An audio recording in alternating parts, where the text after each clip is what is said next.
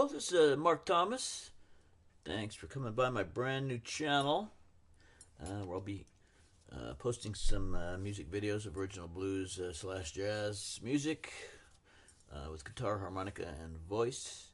But before I post any music videos, I'm going to go ahead and show the gear that I'm using. Now what we're looking at here is an original Fender amplifier. You can see the logo right here. Now I bought this amplifier used. It's a 1968. It's a twin reverb. It's a very special twin reverb though. And so let's go ahead and pull out the original cover. And an interesting thing here is if you pull this up here and you look at this, you can actually see the tag. Let me fold that down there. You can actually see the tag here. For Victoria Luggage Company, and that's the original manufacturer of the Fender guitar cases and amp covers, is my understanding. Musical instrument cases, Victoria Luggage Company, Inglewood, California. Isn't that something? Alright, now, and here's a place, I guess, where you could put your name right in here, I guess. You can put a little card in there with your name on it. For some reason, you could do that. This cover's in fantastic condition. So it's just got a little tear here, and I haven't repaired this. I'm leaving everything as is. It's original. It's just as is. It's a time capsule, so I'm leaving it as it is. So let me sit down the camera here. We'll go ahead and pull off this cover now. Oh yes. All right. Now, what we have here is a 1968 twin reverb, and it's a drip edge. This here is the drip edge. It's a bit of, I believe, aluminum that goes all the way around the amp grill cloth. Forms a border all the way around the grill cloth, and that's called the drip edge, for those of you that aren't already aware of that. Now, another thing about this amp is it's what's called a Blackline amp. If you look up here, you can see that right here there's a black line.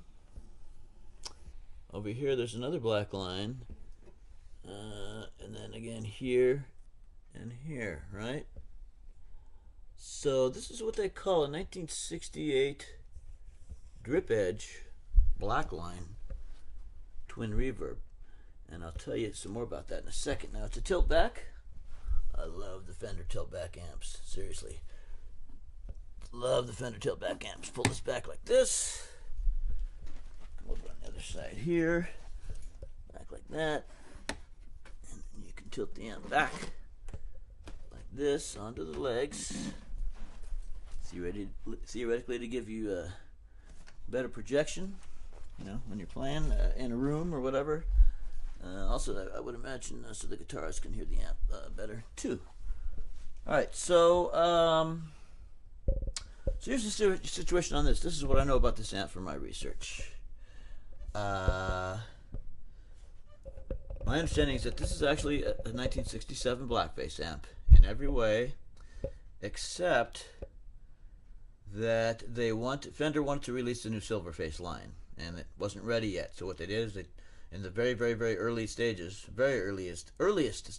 of the Silverface amps, the very first Silverface amps to be released, and these were mostly released to musicians apparently to get them to be seen playing the new Silverface amps. But my understanding is that this 68 drip edge Blackline is a 67 blackface twin reverb, except for this faceplate. And the reason it's a Blackline is because this is the very first Silverface faceplate that there was, and it wasn't even a full production faceplate. This was a very early prototype Silverface faceplate right here. Only the very earliest ones have these black lines, okay? And I have a photo. I don't have a photo. I found a photo online of John Lennon and George Harrison pictured playing in the studio, and John Lennon is plugged into one of these very same amps. It's a drip edge Blackline 68 twin reverb. So there you go. Pretty cool. Let's see.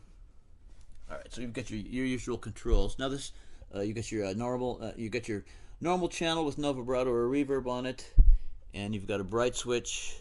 Got 2 inputs, and then over here you've got your vibrato channel. Same thing, 2 inputs, bright switch, and then controls for volume, tone, and also the reverb and the speed and intensity of your vibrato. Now let me start off by saying this. This is the best sounding amp I've ever heard in my life. Right? It's 85 watts. It's clean. You can get 85 watts of clean tone, right? You can also dirty it up depending on what kind of pickups you're using and whatnot. And you'll get overdrive with this when you turn it way up, but it's not distortion, right? It's gain. It's balls. Your clean tones get balls. It's unbelievable. I play blues, and this sounds like a late 50s. It sounds like an amp that would have been used in the late 50s and early 60s by blues players who played clean, but the tone had balls to it, right? So this thing's just incredible sounding. I've never heard reverb that sounds as good as the reverb on this amp. I've never heard tone in general that sounds as good as the tone on this amp. And that includes the fact that you can play it very loud if you want to. You don't even have to mic this with a PA in a lot of gigging situations because it's so loud. But the thing is, it's so loud and so beautiful and gorgeous and perfect in tone when it's loud or quiet. So, of course, when you play it louder, you get, again, a little bit more of that natural tube overdrive. That's not a distortion. It just gives just lightning bolts to the tone of the amp. All right, so what else? Okay, let's. The other thing is that the reverb, like I said, the reverb on this and the vibrato is also the best that I've ever heard. The tone is the best I've ever heard in general, and the vibrato also. This is in my opinion. This is only my opinion. But the vibrato and the reverb on the blackface amps, including this, which is for all intents and purposes a blackface with an early prototype silverface faceplate, the reverb and the vibrato on these earlier amps sound quite different than anything afterward, and quite a lot better in my opinion. All right, let's take a look in the back of this thing. This thing's not a thing. It's a gorgeous, gorgeous, gorgeous, gorgeous amplifier. All right, now, something interesting. When back in the 60s, they had something called a label maker, right? And it was a little machine where you could type out these little whatever you wanted to. You could put whatever letters you wanted to on this adhesive back strip of plastic.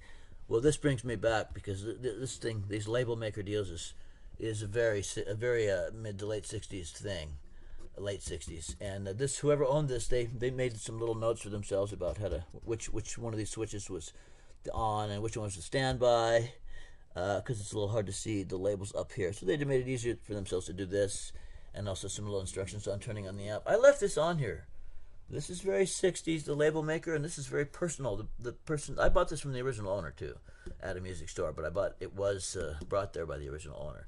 And this is very personal. This is a musician in 1968. This was his or her amp, and I'm leaving it. Okay, I'm leaving this here. It's part of this amp's history. It's part of its 60s vibe. It's part of its originality. There's your back panel there.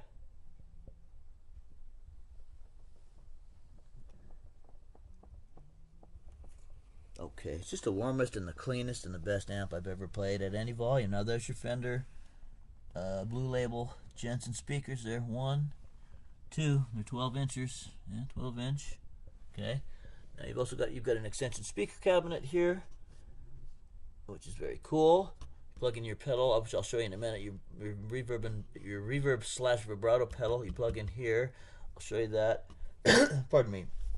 Here's an extra AC power source here, and you can also well, I'll show you that in a minute. But this amp is also designed to be able to plug in a record player and vocal mics and a guitar all at the same time. It's actually designed for that. Now let's look for this. Let's look at what else came with this amp. Now here's the original foot switch. Now you notice this is black. This is a black face foot switch. The later ones were chrome. Okay, so that's the original foot switch that came with this little cat hair on there. This is the original foot switch, black face foot switch that came with this amp. All right, there's where she plugs in the back right there. All right, now look at this. Look at this. This came with the original cover, like we saw. The amp is all original except for new tubes and caps. Okay, and it even came with the original owner's manual. Oh my gosh, look.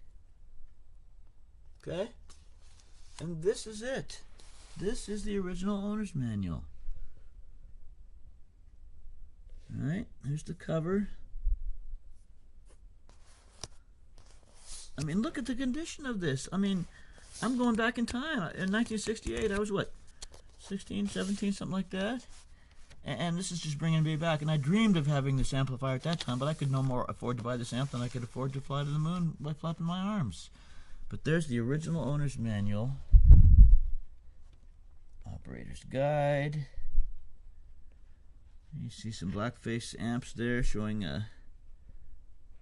basic controls pretty much. Right? The original owner's manual. Oh my gosh. Oh my gosh. This talks about the piggyback amplifiers right here. Okay. And here's where it talks about using your Fender amplifier as a record player or FM AM reproducer. Isn't that something? Using your Fender amplifier as a public address system. And then this tells you how to do it right in there.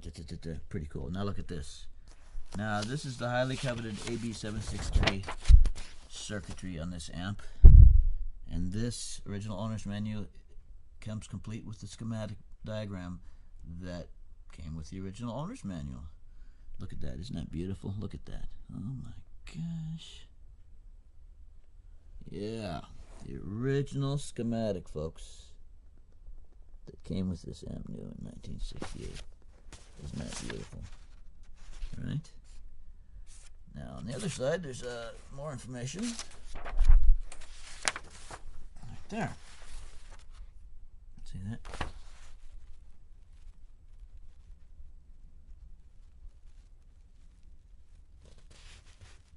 Isn't that cool? History. This is history. Plus I get to play it and the tone is unbelievable. So there you go, folks. That is a little visual tour of this unbelievable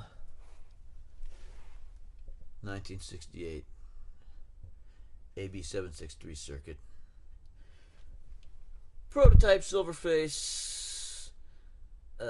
twin reverb amp, which is a blackface in disguise. Alright, folks, thanks for watching this video, and I'll be posting some music videos soon, and I appreciate your time watching this video. So again, this is Mark Thomas, guitarist, and was sharing my 68 drip edge Blackline Fender twin reverb amp with you folks, and hope to see you back here again soon. Bye bye.